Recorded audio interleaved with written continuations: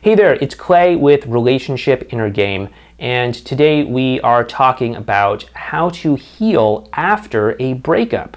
So breakups are really tough. They can really do a number on you emotionally. One moment you're there in a relationship with somebody, you probably have built somewhat of a life together. Maybe you're living together, maybe you even have a family or children together. Maybe your life has come together in all kinds of other ways too, even just emotionally. It can be very difficult when that person just suddenly vanishes out of your life and suddenly you're left kind of hanging, wondering where this other part of you almost, it seems like, has gone to.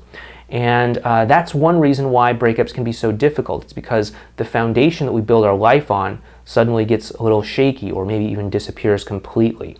So healing from a breakup, it can be difficult. And I know there's a lot of, fortune cookie advice out there, like time heals all wounds and all that, which we will definitely be talking about in another video in the future. But no, time does not heal all wounds. But there are some things that you can do to actually heal from a breakup.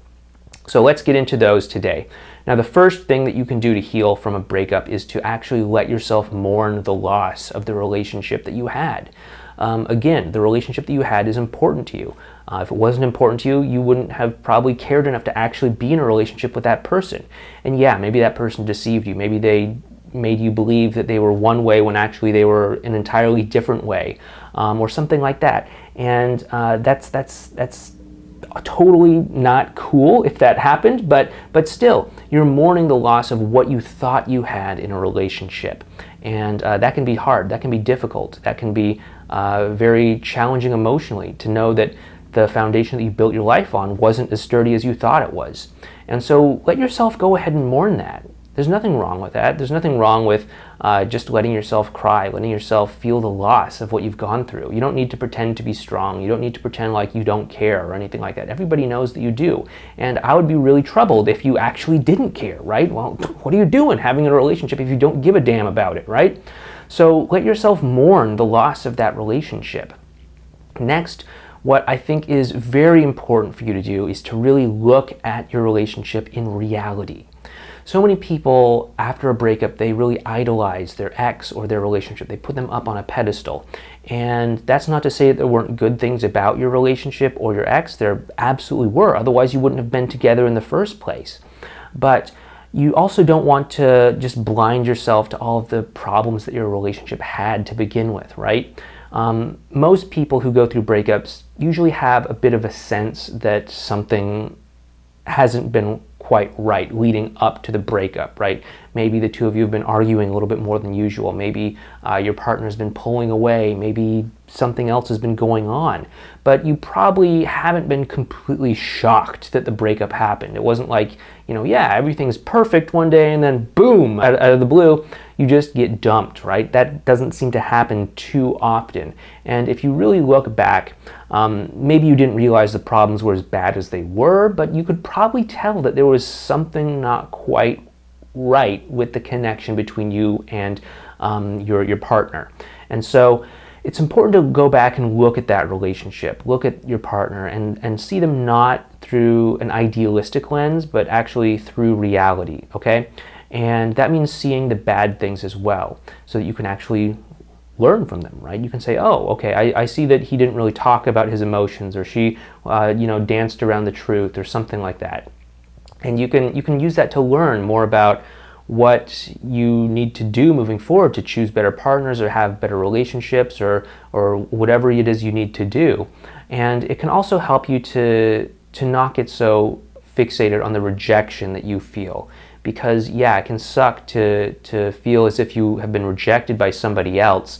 But if you start to realize that person wasn't perfect themselves, if that person had their own issues, then the rejection doesn't necessarily seem so bad, because it's not like this was your one shot at having a perfect relationship. If you can see that the relationship was flawed, if you can see that the other person was flawed, then it can help you kind of take the loss of that relationship a little bit more easily, because it's like, well, it wasn't perfect.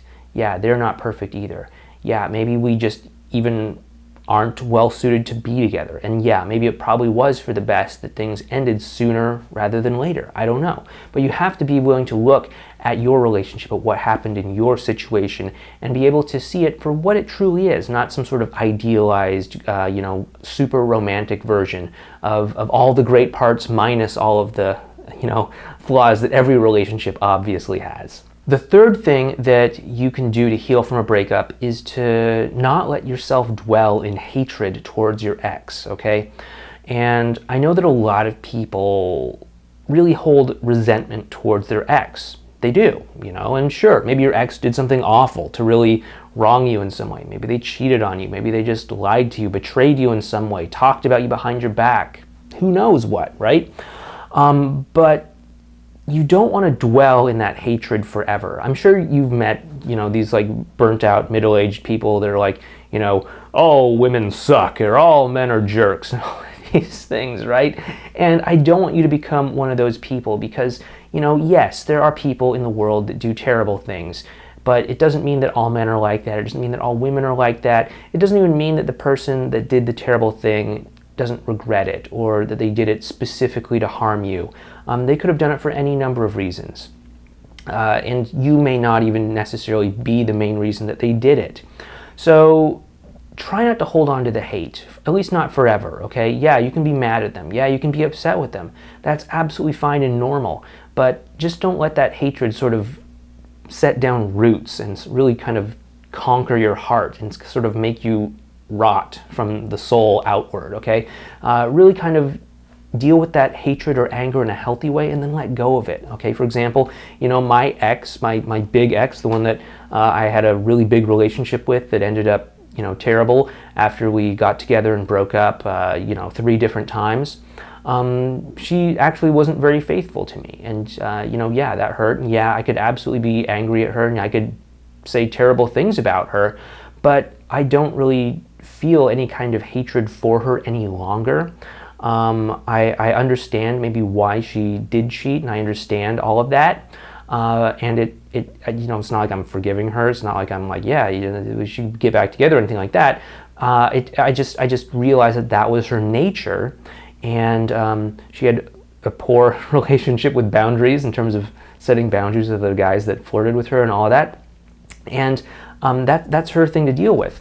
That doesn't mean that I need to go out of my way to be in a relationship with somebody who can't say no to another guy. It just means that that's not the right woman for me to be in a relationship with, especially not a committed relationship. Okay? So do what you can to let go of that anger, but it's okay to feel it, but don't let it conquer you. And the fourth thing that you can do to heal from a breakup is to really learn how to love yourself. Okay? Oftentimes, after breakups, it's very common for people to look outside of them to feel better. They either try to seek validation from their ex, or they try to seek validation from, other attractive people. There's a common bit of advice out there in the dating world that, if you want to get over your ex, go date 10 other people, or maybe more lewd versions of that witticism. But I don't think that's necessarily the right way to get over your breakup, because it has you looking to somebody else as an answer for what it is that you're experiencing. And as long as the answer is outside of you, you're always going to believe there's something inadequate about you that needs to be propped up or compensated by something outside of you, whether that's an attractive man or a woman or a relationship or whatever. You're always going to feel a little bit inadequate yourself. And so what is really important is to learn how to fill yourself up with self-love so that you can actually be able to date somebody and not have it be about getting revenge on your ex, showing your ex that they were stupid for breaking up with you or anything like that, but have it be about actually really liking the person that you're dating. I know, novel concept, right? Actually dating somebody because you like them and not because of some like weird revenge plot you have against your ex, right? And one of the best ways I know of to help you with self-love is through a little process that I'd like to share with you in a short little mini course that we put together called the Self-Love Bootcamp. It's completely free for you to sign up over at modernlove.life/self-love. So you can go over there and sign up. It's completely free, and it'll help you get started with self-love today, okay? So if that's something that you think might be interested, please feel free to sign up. Anyway, this has been Clay, and I imagine you probably are going through a breakup if you're watching this video. So I also just wanted to end by just saying I'm sorry that you're going through that. I know that it is not a fun thing to deal with, but this can be a doorway for something better in your life to open up if you let it, okay? If you let this pain guide you towards something better in your life, whether that's a new relationship, whether that's more love for yourself, whether that is knowing what you want or what you don't want moving forward, this can be a great thing for you if you really let it. I know it hurts now, I know it sucks, but you're going to be okay. And if you'd be open to it, I'd like to help you, okay? So anyway, this is Clay, and you can find out more about us over on our website, modernlove.life. You can go to modernlove.life/self-love if you want help with the self-love. And we'll see you in our next video. Please take care.